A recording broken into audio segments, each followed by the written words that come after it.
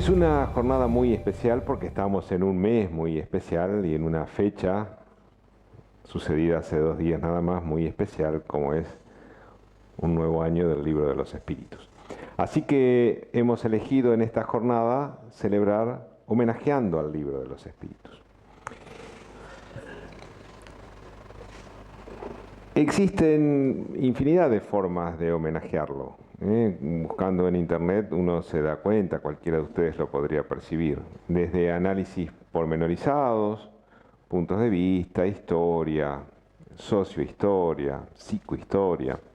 Nosotros, como nos gusta que estas exposiciones sean más bien breves y dejar sentado la idea o el compromiso de estudiar y leer o el estímulo para que ustedes puedan hacerlo, elegimos uno de los aspectos sabiendo que va a ser insuficiente desde que en 25 minutos, media hora, que es lo que vamos a estar más o menos compartiendo este espacio, hablar del Libro de los Espíritus. Bueno, ya de por sí uno sabe que es insuficiente ese tiempo. Pero preferimos que sea así y dejar sentadas las bases para que, si gustan, lo estudien o lo sigan estudiando como seguramente lo vienen haciendo. Y dentro de los aspectos que nos interesó y nos pareció oportuno destacar del Libro de los Espíritus, buscamos en esta oportunidad hacerlo desde el punto de vista religioso. Porque entendemos que es en este aspecto, en el religioso, que la ciencia espírita y el Libro de los Espíritus, que entendemos humildemente tiene un profundo sentido religioso, además de filosófico en primer lugar y científico, entendemos que es la manera en que el sentimiento se traduce. Y a nosotros nos gusta mucho manejar y trabajar con el sentimiento. Cuando hay confianza, cuando hay afecto, las cosas se aprenden distinto y se internalizan diferente. Y el Libro de los Espíritus también, además de filosófico, además de científico, tiene un profundo sentido religioso. Vamos a ir viéndolo. Y así pusimos a este momento que vamos a compartir con ustedes. Kardec y Jesús, 162 años después, en alusión a los años que cumpliría el Libro de los Espíritus que cumplió hace 2 días. El 18 de abril celebramos uno de los hechos más notables de la humanidad, y es el nacimiento de este libro. Este libro nace en un momento en que Francia estaba comandada por Napoleón III, y que no era la bondad precisamente lo que regía a este emperador. A pesar de las promesas cuando él es consagrado emperador, algunos aseguran que en homenaje a su tío abuelo, a Napoleón Bonaparte, decide instaurar nuevamente un imperio con todas las restricciones que eso significa en la Francia de aquel momento. Nos hemos valido para esta oportunidad, además del material bibliográfico, de una conferencia extraordinaria que se las recomendamos. Es la que celebró Divaldo Pereira Franco en Lima con motivo de los 160 años del Libro de los Espíritus, el 18 de abril del 2017. Les recomendamos especialmente esa conferencia. Divaldo, por supuesto, entiendo humildemente también, es el único conferencista que puede estar el tiempo que él quiera en una exposición y sigue siendo extraordinario siempre. Da detalles que son para no perdérselos. Trajimos algunos para compartir con ustedes en el anhelo que, si gustan, la van a encontrar en internet. Divaldo en Lima, Perú, 18 de abril de 2017. Bueno, el Libro de los Espíritus. El 30 de abril de 1856, la médium señorita Japet, una de las médiums de las que Kardec se sirvió, le dice a Kardec, una de las tantas comunicaciones, le dice esto: ya no habrá más religión, pero una será, el subrayado nos pertenece, una será necesaria, más auténtica, grande, bella y digna del Creador. Ya han sido colocados los primeros cimientos. Tú, Rivail, tu misión es esa. 30 de abril de 1856, un año antes del lanzamiento del Libro de los Espíritus. cuando Kardec, invitado por sus amigos, entre ellos Fortier, empieza a participar de las reuniones mediúnicas en distintos lugares de París. Y otra consulta que trajimos también, dentro de las tantas, elegimos estas dos. El 12 de junio de ese mismo año, de 1856, Allan Kardec, a insistencia de Fortier, que le dicen, preguntá, le decía. Y Kardec pensaba, y los espíritus le contestaban a su pensamiento. Kardec le dice, se anima y pregunta sobre la misión que le asignaron ciertos espíritus. Y la respuesta que le dieron fue contundente. Confirmo lo que te han dicho. Este es el espíritu de verdad el que le contesta. Confirmo lo que te han dicho, pero si fracasas, otro te reemplazará, pues los designios de Dios no dependen de la cabeza de ningún hombre en especial. Estos dos mensajes queríamos traerlos como corolario de lo que fue el 30 de abril, el 18 de abril, el nacimiento del Libro de los Espíritus de 1857, que contenía 501 preguntas. No vamos a dar muchos detalles de esto, de lo que sucedió en la Galería de Orleans. No vamos a dar muchos detalles de esto porque vamos a usar el tiempo para otra cosa, estos 25 minutos. Pero es riquísimo. Conocer los secretos y los detalles, los 2 kilómetros que Kardec caminó desde su casa hasta llegar a la librería y ver el libro abierto, con una posibilidad de venta absoluta de ejemplares. Si hubiesen tenido más ejemplares en la librería, se vendían más, aseguran los historiadores. Son detalles riquísimos, que lamentablemente yo hoy no los voy a traer, pero si son gustosos y acceden a esa conferencia de Ibaldo, mejor que yo, por supuesto, les va a dar esos detalles que son impresionantes. Bien, el 18 de abril entonces de 1857 nace el Libro de los Espíritus y con ello la base fundamental de la doctrina que hoy intentamos representar o que humildemente representamos, por lo menos con mucho amor. Y la segunda edición, para Kardec la definitiva, salió a la luz el 18 de marzo de 1860. Y es la que todos nosotros hemos estudiado, hemos participado y hemos fundamentalmente disfrutado. Esta segunda edición. El 18 de marzo de 1850, sin perjuicio de lo cual, la celebración es el 18 de abril. Bueno, es la ciencia que tiene su propia metodología para explicar qué somos, de dónde venimos y para dónde vamos. En el libro que es el espiritismo, Kardec dice, la ciencia espírita es eso, es la ciencia que tiene por objeto de estudio el origen, la naturaleza y el destino de los espíritus, y la comunicabilidad de estos con el mundo encarnado. Y ahí define todo lo que es la ciencia espírita y da fundamento teórico y científico a todo lo que él después, en función de esa definición, intenta hacer. Ciencia que tiene por objeto de estudio origen, naturaleza y destino. Esto es, qué somos, de dónde venimos y para dónde vamos. Y seguimos.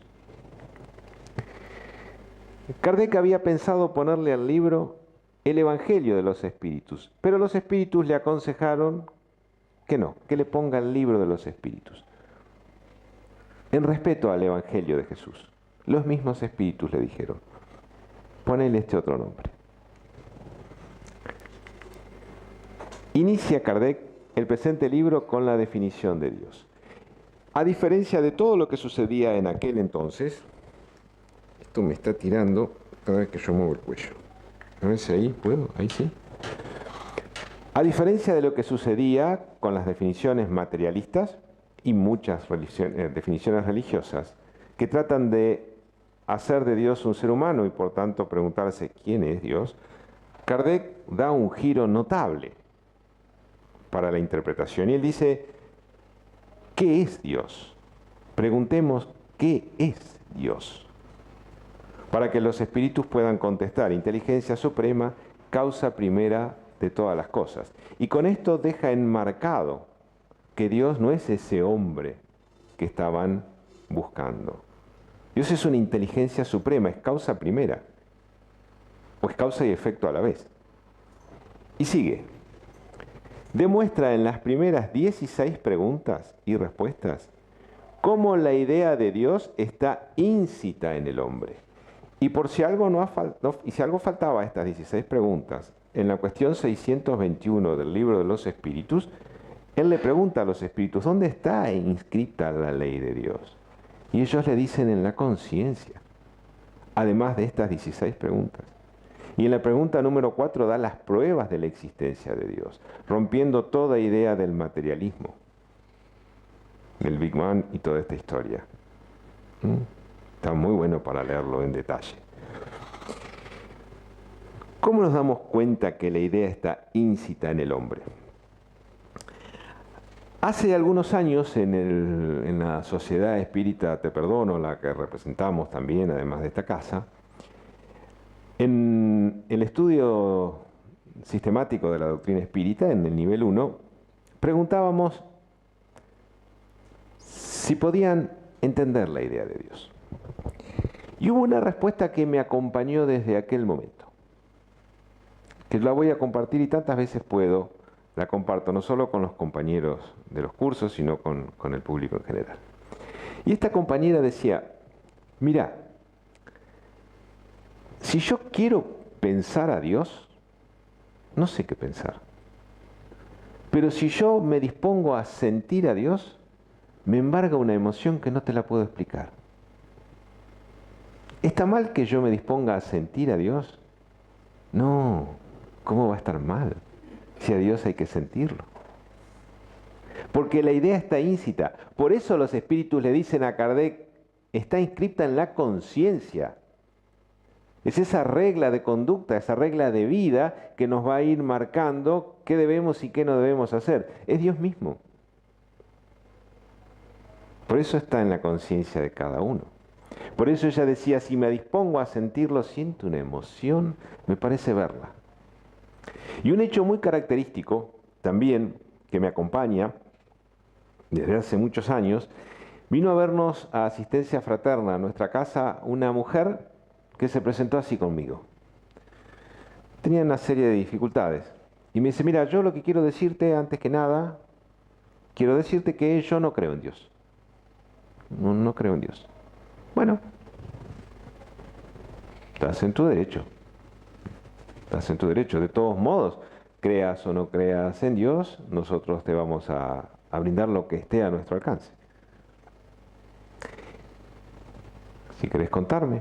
Sí, vine a contarte, quiero que me ayudes, me hablaron, etcétera, etcétera, etcétera. Y le digo, bueno, contame. Mira, dice, hace un tiempo me pasó algo en aquel momento estaban las cabinas telefónicas, ¿se acuerdan? Los locutorios. Hoy ya los locutorios. Y fue un buen negocio en la época, Miren, si lo hubiésemos tenido hoy como recurso para el Centro Educativo Integral. Tendríamos varios, un Fabi, y les damos de comer bien con Fabi, sería un éxito el locutorio. Bueno, pero ya no están más los locutorios. Pero en el momento había locutorios. Omarcito era muy jovencito, más que ahora todavía. Bueno, entonces dice, y desde aquel día tengo una sensación por dentro que me acompaña y en general es una tristeza profunda que tengo. Y no puedo salir de esa tristeza. Bueno, hasta ahí. Le digo, hasta ahí no tengo mucho para decirte. No, es que yo quiero seguir contándote qué me pasó. Bueno, adelante. Entro al locutorio, me quedo esperando una de las salas para poder hablar por teléfono y entra una mujer con un bebé en los brazos. Y me dice, ¿me lo tiene un ratito? Y me da el bebé. Y cuando yo me doy vuelta, la mujer se va del locutorio. Y yo me quedo con el bebé en los brazos. Y lo miro al bebé. ¿Tenés hijos?, le pregunto yo. No, me dice. Y lo vuelvo a mirar al bebé. Y el bebé me miraba a mí a los ojos. Y dije, Dios mío, ¿qué hago?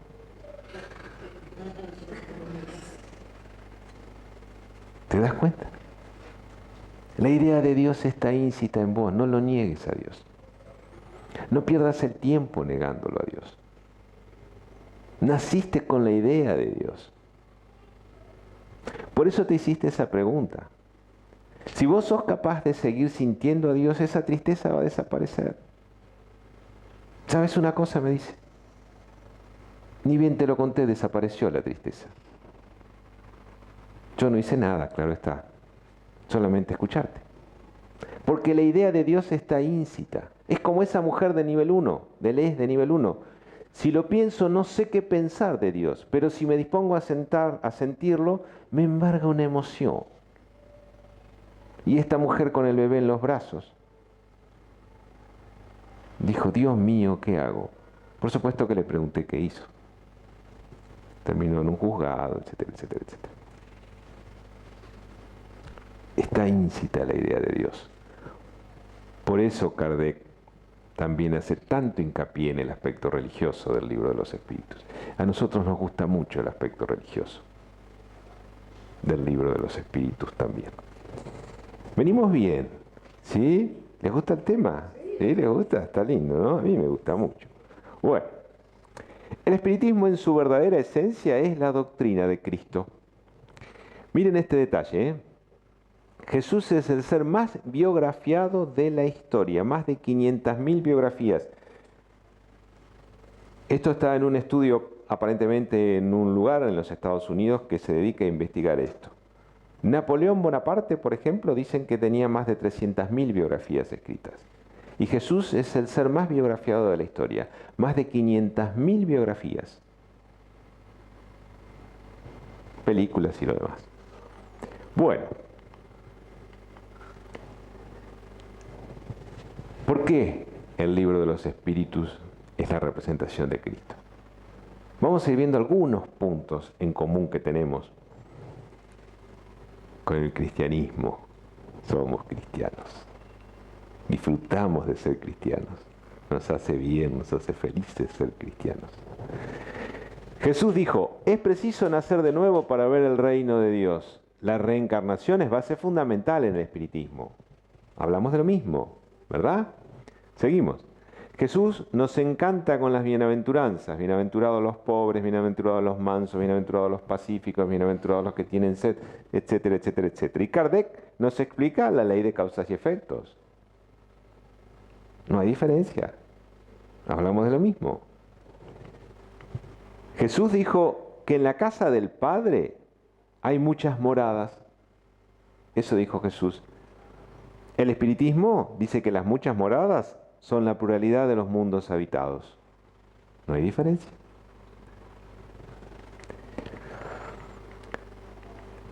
Cristo sorprendió con fenómenos prodigiosos. En el Evangelio se registran entre 20 y 30 aproximadamente. Kardec explicó la mediunidad. Nos dice qué fueron esos prodigios. Jesús ejemplificó el perdón. Kardec exaltó la caridad. ¿Cuántas veces deberé perdonar al hermano que peque contra mí? 7 más, no te digo 7, sino 70 veces 7. Bueno, y Kardec exaltó la caridad. No dice fuera de la religión, no dice fuera de la verdad, dice fuera de la caridad no hay salvación. Y da los detalles por los cuales fuera de la caridad no hay salvación. Al ser el espiritismo la prueba palpable y evidente de la existencia de la individualidad y de la inmortalidad del alma, es la destrucción del materialismo, de esa negación de toda religión, de esa llaga de toda sociedad. Solo esto ya sería un beneficio social.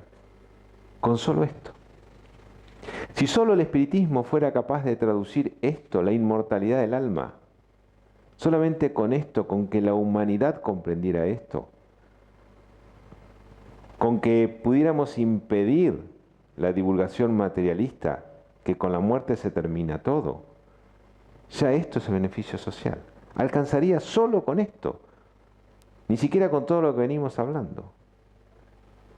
Miren si es notable este libro, si es notable Kardec, si es notable la doctrina. El espiritismo mató a la muerte. Y esto es fantástico. El gran enigma de la humanidad. el único que explica con claridad la modalidad de la vida, tomando la muerte en tal sentido, como una modalidad de la vida, es el espiritismo a través de las obras de Allan Kardec y todas las complementarias. Y esto es fantástico, esto es fantástico. Cuando yo era chico, en un momento fui joven, aunque no les parezca, más chico que Flavia era, más chiquito que Flavia. Y la idea de la muerte me aterraba, me aterraba. Me aterraba al punto que me despertaba sobresaltado y había tres cosas que me atormentaban. Que se muriera mi mamá, que se muriera mi papá y que me muriera yo. Eran las tres cosas, en ese orden debo decirles, que me aterraban, me aterraban. Muchas veces de mañana me encontraba con mi mamá durmiendo al lado y yo no entendía por qué. Claro, ella al escucharme, vieron que las madres no duermen nunca. Al escucharme llorar de noche se levantaba y yo de la mañana estaba durmiendo al lado mío. Era porque había estado llorando la noche, porque el miedo a la muerte era... me acompañaba permanentemente. Y había semanas que no dormía de verdad porque me aterraba esto. Y en ese orden, el miedo más grande era que muriera mi mamá, después que muriera mi papá y después que me muriera yo. En ese orden era el temor que yo tenía. Y en cierta oportunidad yo me animé a contarle esto a mi mamá. Porque yo lloraba, pero no decía por qué lloraba. Entonces ella, con toda la paciencia del mundo, me contemplaba, me escuchaba y yo no me animaba a decirle por qué, porque hasta tenía miedo de decir la palabra muerte. Les confieso, me acuerdo hoy, hasta escalofrío siento. Era chiquito, ¿eh? Yo tenía miedo de pensarlo, pero lo pensaba, y cuando lo pensaba, una tristeza, una angustia me embargaba que explotaba en llanto. Entonces le digo a mamá, le digo, te quiero contar algo. Ah, bueno. Teníamos un lugar de confesión con mi mamá cuando yo era chico. El baño. ¿Vamos al baño?, me dice. No, no, le digo, acá va a ser suficiente. Yo que me quería sacar eso de encima. Mira, le digo, ¿sabes por qué lloro siempre? No, yo te acompaño, pero no sé. Yo tengo miedo que vos te mueras. Y tengo miedo que se muera papi. Y después tengo miedo de morirme yo. Y me dice mi madre, sin ninguna religión, pero con mucha sabiduría, me dice, ¿por qué tenés miedo a eso? Y porque tengo miedo, porque yo veo que mucha gente se muere. Se murió tal, y los veo qué pasa cuando se muere tal, y se muere tal. Les hablaba de toda gente del pueblo mío. Además, cada vez que se moría uno en el pueblo era todo un acontecimiento. Y era toda una tristeza y una angustia. Y encima yo la única vez que había visto una persona muerta, la había visto muerta arriba de un auto. Y era una cosa, yo tenía una impresión. Entonces digo, ¿y cómo no voy a tener miedo? Si se murió tal, se murió tal, se murió tal. Sí, ya sé que se murieron tal. Pero te vuelvo a preguntar, ¿por qué tenés miedo? Y porque tengo miedo que te mueras vos. Y tengo miedo que se muera papi. Y tengo miedo que me muera yo. Pero no nos vamos a morir nunca, me dice. ¿Cómo no nos vamos a morir nunca? No. ¿De verdad?, le digo yo. No. ¿De verdad? ¿Pero cómo no nos vamos a morir, mami? No nos vamos a morir nunca. Porque, mira, y abre un cajón que tenía, saca un papel así, yo no sabía leer. ¿Ves? ¿Qué? Tenemos seguro de vida. Ah, le digo. Dice, sí, con este seguro de vida no nos morimos nunca. Ay, yo sentí un alivio que no les puedo explicar. Salí corriendo, en mi casa había en los fondos, en el fondo de la casa había unos galpones grandes. Salí corriendo a contarle al muchacho que trabajaba en el fondo. Yo no sé qué habrá pensado de mí el muchacho cuando yo le contaba esto. Yo no sé si él se le habría alguna vez planteado el problema de la muerte o no, pero para mí era una cuestión existencial el problema de la muerte. Y le conté que no nos vamos a morir nunca. Y después tenía otro problema. Porque además mi madre, para fortalecer la idea, dice, quédate tranquilo. Porque nosotros pagamos la cuota y no nos morimos nunca. Me resultó tan lógico. Ah, y después mes a mes, ¿pagaste? Le preguntaba yo, ¿la cuota tuya la pagaste? Sí. ¿Y la de papi? ¿La mía? También. Y ahí terminaba. Me volvía la tranquilidad. Me quedaba tranquilo. Me resolvió el problema. Después de más grande entendí otras cosas, naturalmente. Pero de chiquito, esto del seguro de vida me resolvió el problema. No estamos aconsejando que lo hagan. Simplemente es una anécdota que estamos compartiendo. Digo porque además está saliendo grabado. Nada más que una anécdota. Bueno, seguimos. El libro de los espíritus. Vamos a ir ambientándolo. Puede ser, amiguito. El libro de los espíritus es un tratado de autopsicoterapia. Absolutamente. Alcanza con que yo lo lea. No necesito a nadie más que el libro. Esto es increíble. Sucede con pocos libros en la vida esto. Es mi propia terapia, el libro de los espíritus. Genera equilibrio emocional y da a la vida el sentido más profundo. Solamente el libro de los espíritus, solamente el libro de los espíritus consigue esto. Y para terminar,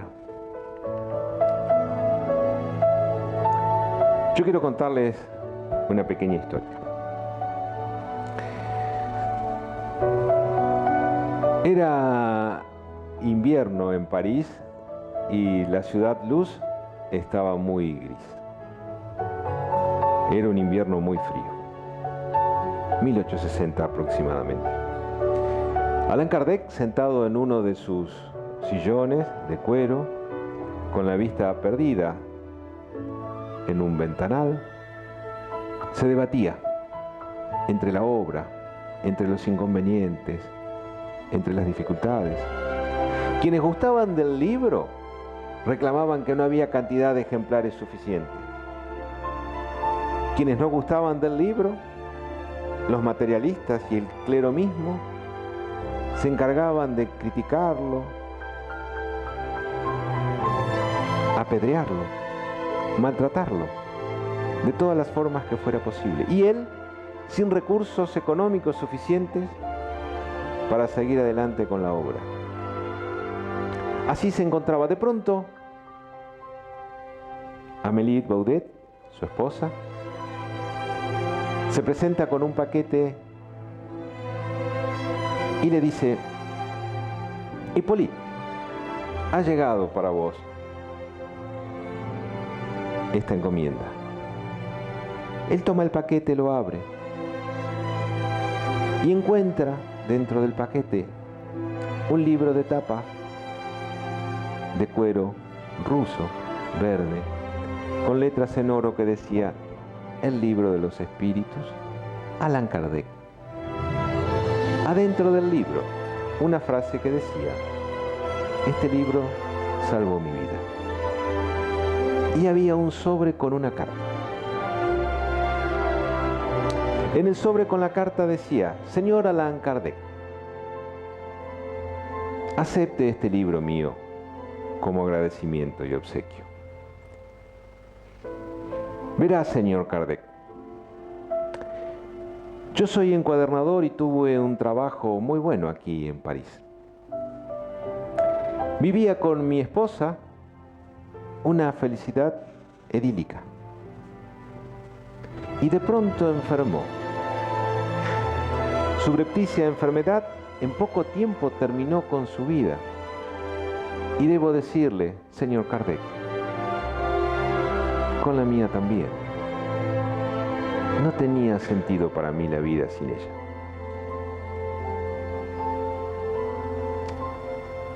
Algunas religiones me hablaban de Dios y yo decía: ¿cómo es posible que Dios se lleve este ángel? ¿Cómo es posible? La tristeza me acompañaba, embargaba todos mis días y, lo que es peor, todas mis noches. Este invierno tan crudo, tan gris, me hacía la vida cada vez más difícil. Así me debatía desde que la dejé en el cementerio. Pasaba siempre cerca del Sena y la idea del suicidio rondaba mi cabeza. Pensaba, si me tiro a las aguas, no sé nadar. Pronto terminaría todo y seguramente yo me encontraría con ella. El invierno era crudo. En el río Sena las aguas llevaban trozos de hielo anunciando el invierno precisamente. Subí, caminé por el Puente Nuevo y tomé la decisión, señor Kardec. Pongo la mano en la baranda y me iba a tirar en las aguas del Sena. Y algo con mi mano sin querer golpea un libro que cae al piso. Me llama la atención. Tomo el libro en mis manos y leo, este libro salvó mi vida. El libro de los espíritus. Dije, luego me voy a suicidar. Voy a leerlo. Estuve toda la noche, señor Kardec, leyendo este libro. Gracias a este libro, yo no me suicidé. Gracias, señor Kardec. Dios lo bendiga, Dios bendiga su obra. Dios bendiga todas las manos que colaboran con su obra, señor Kardec. Porque este libro también salvó mi vida. Una última sugerencia. Tómenlo como una respetuosa sugerencia, si es que aún no le sucede. Al libro de los espíritus hay que leerlo, hay que estudiarlo. Permítanme, al libro de los espíritus hay que amarlo.